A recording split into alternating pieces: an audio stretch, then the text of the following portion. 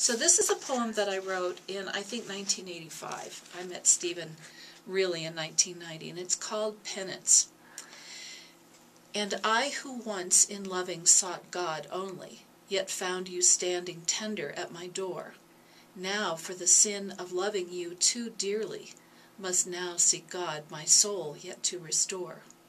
For loving wakened memories of our partings, of sorrows, spectres of our trials and hates, that though you rained sweet comfort's joy upon me, my melancholy fear would not abate.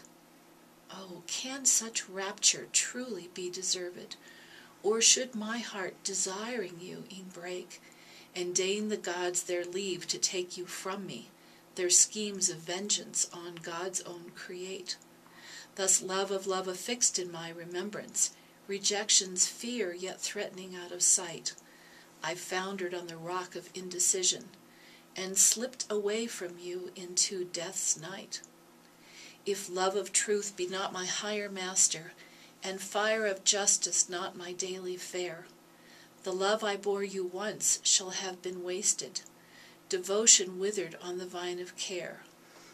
Ah, love, I long so often now to touch you, to feel the warmth of your remembered breath.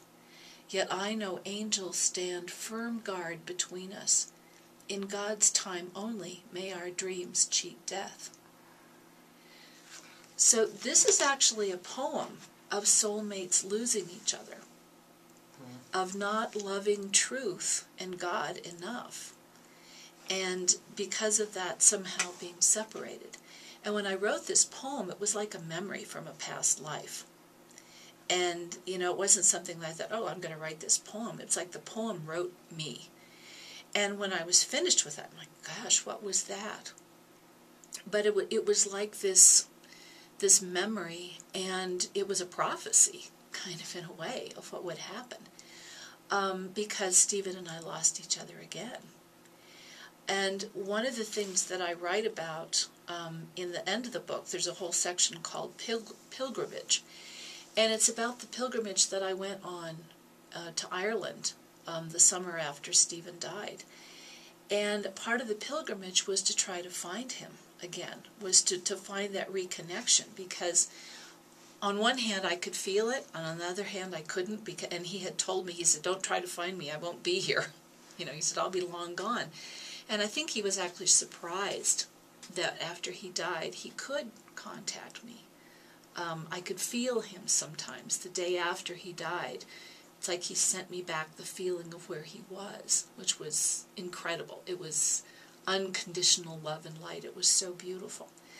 But going to Ireland, I had experiences there that I felt like we finally finished.